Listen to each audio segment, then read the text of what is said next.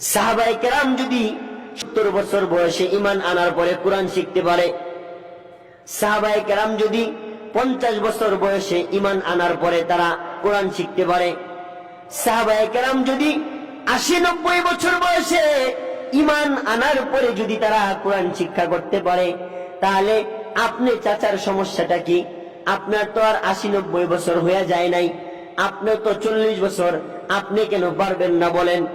কারণ হইল দুনিয়া আপনাকে এমন ভাবে ঘিরে রেখেছে, আপনিও দুনিয়ার প্রতি এমন আসক্ত হয়ে গেছেন, দুনিয়াটা আপনার আমার কাছে এত প্রিয় হয়ে গেছে, এখন দুনিয়ার সামনে অন্য কোনো কিছুই আমাদের দামি মনে হয় না, দুনিয়ার সামনে অন্য কোনো কিছুকেই মূল্যায়ন করতে মনে চায় না। অথচ একদিন দেখবেন এই দুনিয়াই নাই, যেই দুনিয়ার কারণে, যেই অর্থ সম্পদের কারণে আপনি আপনার জিন্দেগিটা পার করে দিছেন, ওই দুনিয়াটাই একদিন নাই। আর যেগুলাকে আপনি তুচ্ছ তাচ্ছিল্য করে ছেড়ে দিয়েছেন, ওইগুলাই আপনার কাজে লাগার মতো জিনিস ছিল। কথা বলেন ঠিক কিনা? মুহতারাম হাজিরিন, আল্লাহ রাসূল সাল্লাল্লাহু আলাইহি ওয়াসাল্লাম একটা হাদিসের মধ্যে বলেন, উম্মত আমার, তোমাদেরকে 4টা দলের মধ্যে 4 দলের যে কোনো এক দলে অন্তর্ভুক্ত হওয়ার কথা আমি বলবো। এই 4 দলের যে কোনো এক দলে যদি তুমি থাকো, তাহলে আশা করা যায় আল্লাহ তাআলা তোমাকে নাজাত দিবে। আর যদি 4 দলের বাহিরে 5 নম্বর দলের অন্তর্ভুক্ত হয়ে যাও, তাহলে জেনে রেখো ফাতাহলিক, তুমি নির্ঘাত, নিশ্চয়ই তুমি ধ্বংস হয়ে যাবা। তাহলে থাকতে হবে কয় দলের ভিতরে? 4 দলের ভিতরে থাকতে হবে। আল্লাহ রাসূল সাল্লাল্লাহু আলাইহি ওয়াসাল্লাম বলেন, কুন আলিমান আও মুতাআল্লিমান আও মুহিব্বান আও মুঈনান ওয়ালা তাকুন খামিসান ফাতাহলিক। আল্লাহ রাসূল বলেন, উম্মত আমার, সর্বপ্রথম দল, যদি তুমি আল্লাহর কাছে নাজাত পাইতে চাও, তাহলে কুন আলিমান, 1 নাম্বার দল হইল, 1 নাম্বার কাতারের লোক হইল আলেম। কোন আলিমান, তুমি আলেম হয়ে যাও। প্রথম নাম্বার দল কোনটা বলেন? আলেম হয়ে যাও। যদি আলেম হইতে পারো আর ইলম অনুযায়ী আমল করতে পারো, তাহলে আল্লাহ পাক রব্বুল আলামিন তোমাকে নাজাত দিয়ে দিবেন। শুধু তোমাকেই নাজাত দিবেন তা নয়, নবীদের পরে আল্লাহ পাক রব্বুল আলামিন তোমাকে সুপারিশ করার মতো সুপার পাওয়ার আল্লাহ তাআলা দিয়ে দিবেন। তাহলে আলেম হইতে পারলে, তদনুযায়ী আমল করলে আল্লাহ তাআলা তাকে তো নাজাত দিবেনই, সাথে সাথে তার আত্মীয় স্বজন, তার মহব্বতকারী, তার সাহায্যকারী যারা যারা আছে সবাইকে সুপারিশ করে জান্নাতে নিয়ে যাওয়ার মতো একটা পাওয়ার, একটা ক্ষমতা আল্লাহ তাআলা তাকে দিয়ে দিবেন। সুবহানাল্লাহ। 1 নাম্বার, কোন আলিমান কি হয়ে যাও? আলেম হয়ে যাও। আমরা যারা এখানে আছি আলেম হইতে পারি নাই, আফসোসের কারণ এখনো নাই। আল্লাহ রাসূল বলেন, আলেম হইতে পারো নাই, সমস্যা নাই, তোমার জন্য 2 নম্বর রাস্তা খোলা আছে। আও মুতাআল্লিমান, তুমি আলেমের ছাত্র হয়ে যাও। আলেম হও নাই, তোমার জন্য 2 নম্বর রাস্তাটা কি বলেন? আলেমের কি হয়ে যাইবা? ছাত্র হয়ে যাইবা। বলেন তো, আমরা যদি চাই আমরা আলেমের ছাত্র হইতে পারবো কি না বলেন? এই সুযোগ আমাদের জন্য আছে না নাই? আলেম হইতে পারি নাই, সেই সুযোগও হয়তো বা অনেকের পক্ষে সম্ভব না, সেই সুযোগ নাই, বয়স হয়ে গেছে, অথবা এখন কর্মব্যস্ততার কারণে এখন আর আলেম হওয়ার মতো সুযোগ অনেকের হাতেই নাই। কিন্তু আপনি চাইলে আপনি একজন আলেমের ছাত্র হইতে পারবেন। আপনি একজন আলেমের ছাত্র হওয়া এখনো আপনার পক্ষে সম্ভব। আপনার জিন্দেগিতে অনেক কিছু আছে আপনি জানেন না। আপনার নামাজ ঠিক নাই, আপনার সূরা কেরাত ঠিক নাই, আপনার মাসলা মাসাইল ঠিক নাই, আপনি অনেক কিছু জানেন না। আপনার একজন আলেমের আপনার পছন্দ অনুযায়ী একজনের কাছে যান, তার কাছে নিজেকে অর্পণ করে দেন। হুজুর, আমি কিচ্ছু জানি না, আমি কিছু জানি না, আমার ধর্ম সম্পর্কে, কোরআন সম্পর্কে, হাদিস সম্পর্কে, ইবাদত সম্পর্কে, মাসলা মাসাইল সম্পর্কে কিচ্ছু জানি না। আমি আপনার ছাত্র, আপনি আমার উস্তাদ থেকে উস্তাদ হিসেবে একটা ছাত্রকে যেইভাবে শিখানো দরকার সেইভাবে আজকে থেকে আপনি আমাকে শিখাইবেন, আমি আপনার কাছ থেকে শিখব। বলেন এই অপশন, এই সুযোগ এখনো আমাদের আছে না নাই? বলেন এই সুযোগ এখনো আছে। অথচ আমরা কোন আলেমের শরণাপন্ন হই না, জানি না কি যে জানি না, এটাও অনেকে জানে না। আমাদের জানা আর অজানা এই দুইটা বিষয়ের মধ্যে যদি পার্থক্য নির্ণয় করি, তাহলে জানার মধ্যে হয়তোবা 1% হতে পারে, তার চেয়েও কম হবে। আর অজানার সংখ্যাই আমাদের 99%, 99% এর বেশি হবে যে জানি না, জানি না, জানি না, জানি না, জানি না সংখ্যা অনেক বেশি। একজনে জিজ্ঞাসা করলে, নামাজ পড়তে জানেন? ভালোভাবে জানি না। 5টা সূরা জানেন? জানি না। সহিশুদ্ধভাবে কোরআন তেলাওয়াত করতে পারেন? জানি না। 2 রাকাত নামাজ পড়তে 60টা মাসালা লাগে। 2 রাকাত নামাজ পড়তে মিনিমাম কয়টা মাসালার প্রয়োজন হয়? 60টা মাসালার প্রয়োজন হয়। আপনি জানেন? না। নামাজের ফরজ 13টা, আপনি জানেন? না। ওয়াজিব 14টা, জানেন? না। সুন্নত আছে অনেকগুলো, জানেন? না। নামাজ ভাঙ্গার কারণ কি কি জানেন? না। তাহলে কি জানেন আপনি বলেন? এইভাবে যদি এক একটা বিষয় সম্পর্কে আমাদেরকে জিজ্ঞাসা করা হয়, শুধু উত্তর আসবে না না, জানি না, জানি না, জানি না। এইগুলো জানার চিন্তা ভাবনাও করি না। তো বলতেছিলাম যে আলেমের সাথে আমাদের কারো সম্পর্ক নাই। হযরত আলী কাররামাল্লাহু ওয়াজহাহু, আলী রাদিয়াল্লাহু তাআলা আনহু বলেন যে সম্পর্ক তৈরি করো তার সাথে, বন্ধু বানাও তাকে যাকে দেখলে তোমার আল্লাহর কথা মনে হয়। যারে দেখলে তোমার কার কথা মনে হয়? আল্লাহর কথা মনে হয়। এমন কাউকে বন্ধু বানাও, তাহলে দুনিয়াতেও কাজে আসবে, আর এই বন্ধু তোমার হাসরের মাঠেও তোমার কাজে আসবে। আর আমরা যারা আমাদের সম্পর্ক এমন মানুষের সাথে, আমাদের বন্ধু বান্ধব এমন মানুষ যারে দেখলে আল্লাহর কথা স্মরণ হবে তো দূরের কথা, যারে দেখলে গাঞ্জার কথা মনে হয়। কথা বলেন ঠিক কিনা? আমাদের বন্ধু বান্ধব এমন যারা দেখলে মদের কথা মনে হয়। আমাদের বন্ধু বান্ধব গুলা এমন যারা দেখলে নেশার কথা মনে হয়, যারা দেখলে জিনা, ব্যভিচার, সুদ, ঘুষ, হারাম, চাঁদাবাজি, রাহাজানি, দুনিয়ার আকাম কুকাম, অপকর্ম, গুনাহ, অশ্লীলতার কথা মনে হয়। কথা বলেন ঠিক কিনা?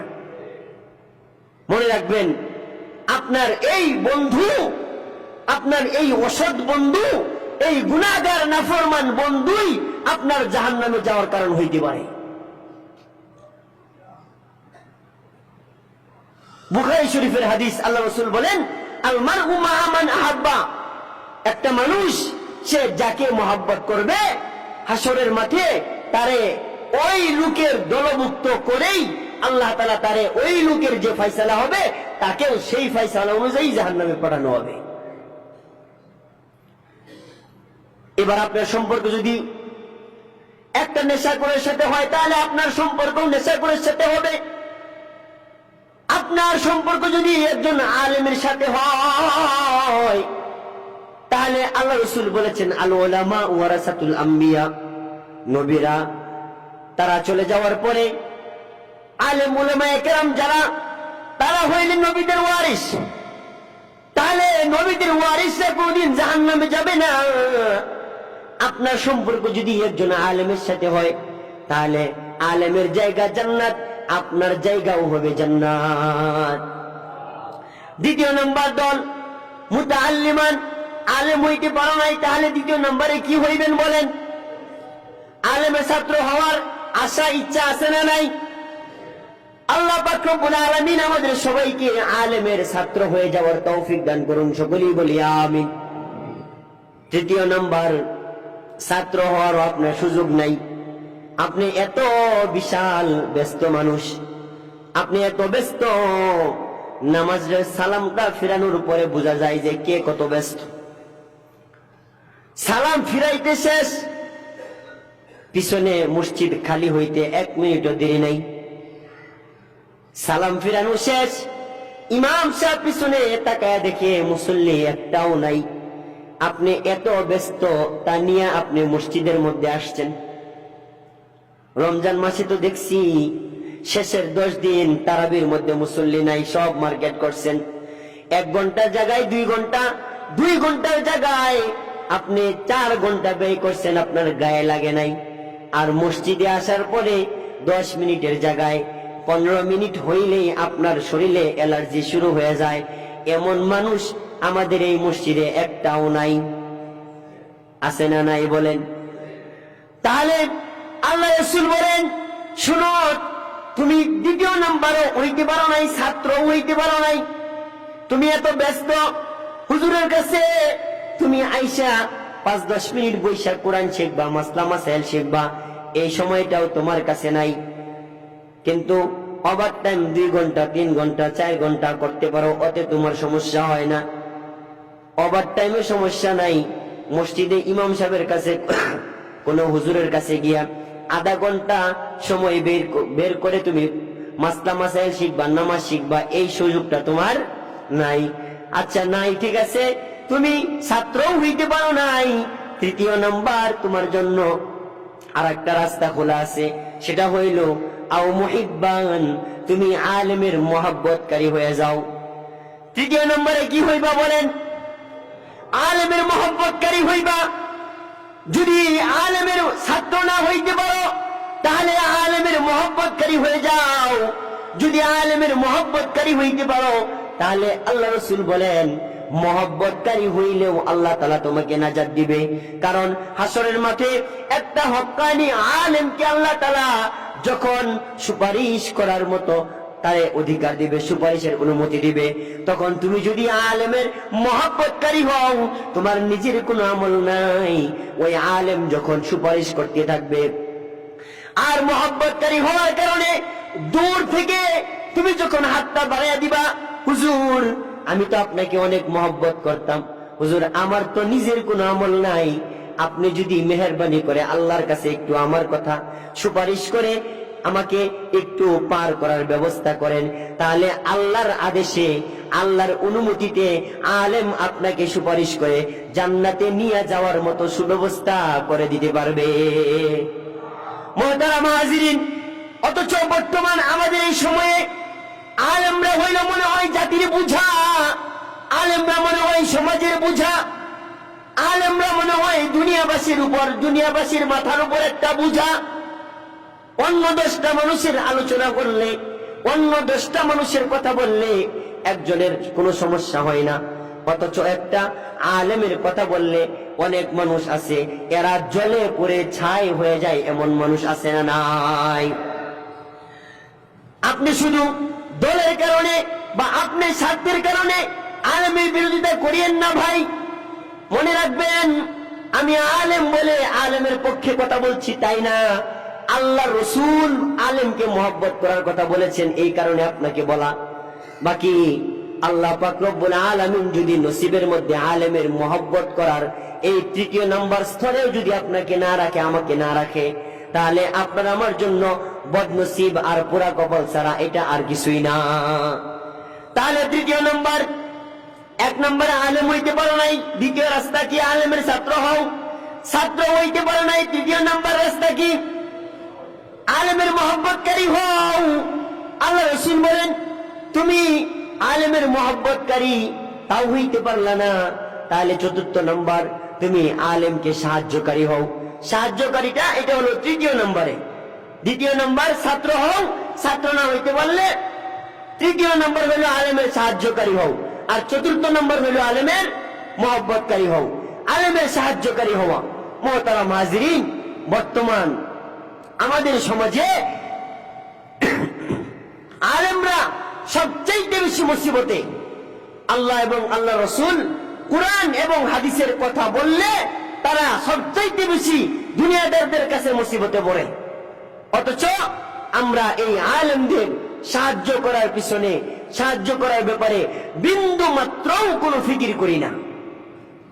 আজকে আমরা যারা এখানে আছি মুসল্লিরা, হয়তোবা আজকে আমি এখানে ইমাম আছি, আল্লাহ পাক রব্বুল আলামিন তাকদীরের ফয়সালা করলে আগামীকাল অন্যজন এখানে ইমাম বসবেন। দুনিয়াদারদের কারণে হয়তোবা ইমাম সাহেবরা হক কথা বলার কারণে কোনো মুসিবতে পড়বে, আর আপনারা যারা আছেন আপনারা শুধু দূর থেকে তামসা দেখবেন, সাহায্যকারী হবেন না। যে হুজুর তাকে সাহায্য করতে হবে, তাকে সহযোগিতা করতে হবে, তাকে সাপোর্ট করতে হবে, এইভাবে আলেমের সাহায্য করে কি আপনারা মনে করেন শুধু তারে মাসে মাসে 10,000 20,000 করে টাকা দেওয়া এটাই আলেমের সাহায্য? না না ভাই, কোন আলেম আপনার কাছে প্রতি মাসে 10-20,000 50,000 লাখ টাকা করে এই সাহায্য চায় না। একটা আলেমের প্রকৃত সাহায্য হলো তাকে সার্বিকভাবে সহযোগিতা করা। আপনার যদি অর্থ দিয়ে হয়, সম্ভব হয়, সামর্থ্য থাকে, সেটা দিয়ে করবেন, আপনি জাযায়ে খায়ের আল্লাহ তাআলার কাছে পেয়ে যাবেন। আপনার অর্থ টাকা পয়সা নাই, তারে বুদ্ধি দিয়ে সহযোগিতা করেন, আপনি তার পাশে থেকে সহযোগিতা করেন, সে যেন কোরআন হাদিসের আলোচনা করতে পারে, সে যেন দ্বীনের ইলম প্রচার প্রসার করতে পারে, এমন ব্যবস্থাপনা আপনি তারে করে দেন, এটাও আলেমের সাহায্য। এই জন্য মুহতারাম হাজিরিন, এই যে আমরা যারা এখানে আছি, হাসরের মাঠে বোঝা যাবে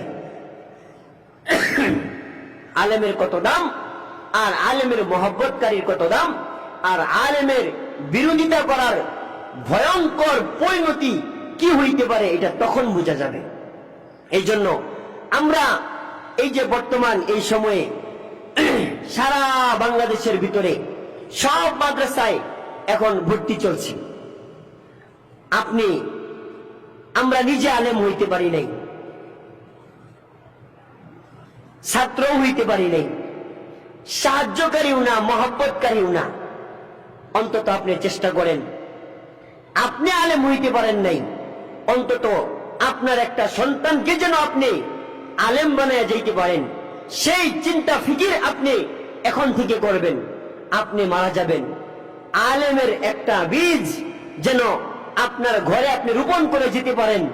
আপনি কবরে শুয়ে থাকবেন, আর কিয়ামত পর্যন্ত সেখানে শুয়ে শুয়ে আপনি সদকায়ে জারিয়া হিসেবে নেক আমলের সওয়াব আপনি কবরে শুয়ে শুয়ে পাইতে থাকবেন।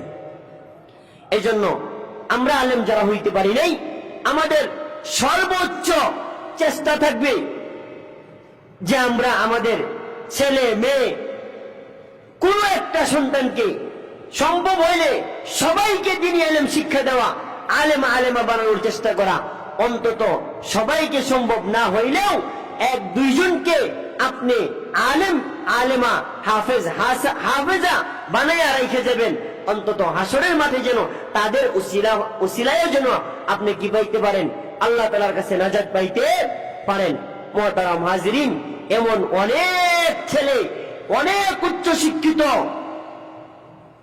লোক আছে আমাদের দেশে, আমাদের সমাজে, আপনাদের কাছেও সেগুলো অজানা নয়, অস্পষ্ট বা গোপন কোনো বিষয় নয়।